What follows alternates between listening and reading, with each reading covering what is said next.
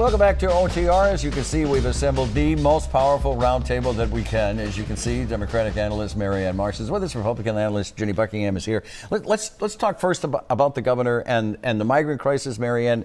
She's making some obviously difficult calls. Are they the right calls? She's making the best calls she can under the circumstances, but what stuck out to me are the work permits, which we've been talking about forever. If people can get work permits, they can get through her process and go to work and get housing. That's the key to all that. That's on the Biden administration. Jenny.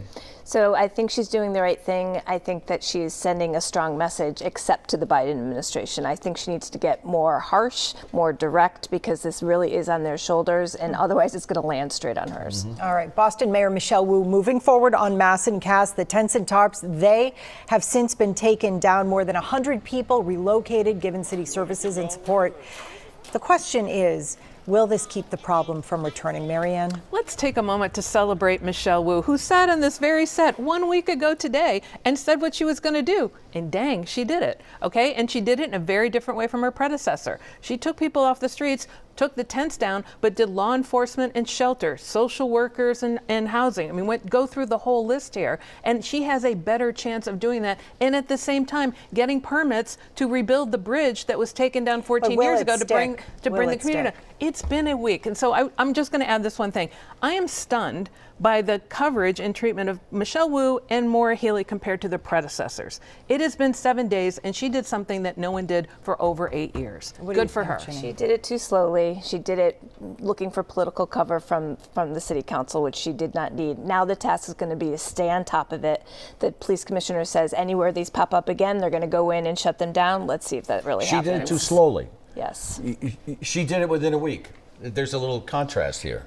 I mean, we've been talking about this for months, and it's finally happened, and that's great. And I appreciate that she's doing it differently. It was too slow. This is going to move to other parts of the city. She has to stay on it. The blame for slow goes on the Boston City Council, who took weeks to vote on it. And she brought, she did not need it. But you bring everybody in. We talked about this last week. So when they point a finger, they're pointing 3 back at themselves. That's how you get things done. Let's talk about the next presidential debate for the Republicans. It is Wednesday. It is in Miami. A poll out last week out of Iowa showed some interesting trends. Donald Trump, of course, still dominated, 43% of likely voters supporting him. But Nikki Haley is now tied with Ron DeSantis at 16%.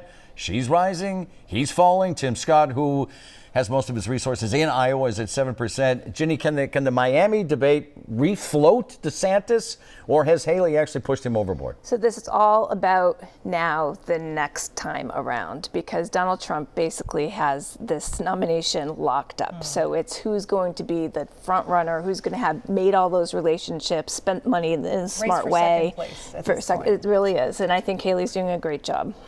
The Republican primary is over. It'll be Trump and Biden. Look for the fact that not only is Trump not going to do any Republican debates, he won't do general election debates either. And that is the hallmark of a dictator, which is what he is. So we're on to the general election. It's 52 weeks from now. And if everyone doesn't get serious, it might be our last election. You know, it's really a year from today. It's Isn't amazing, that crazy? right? A year from today. Yeah. November 5th. Yeah.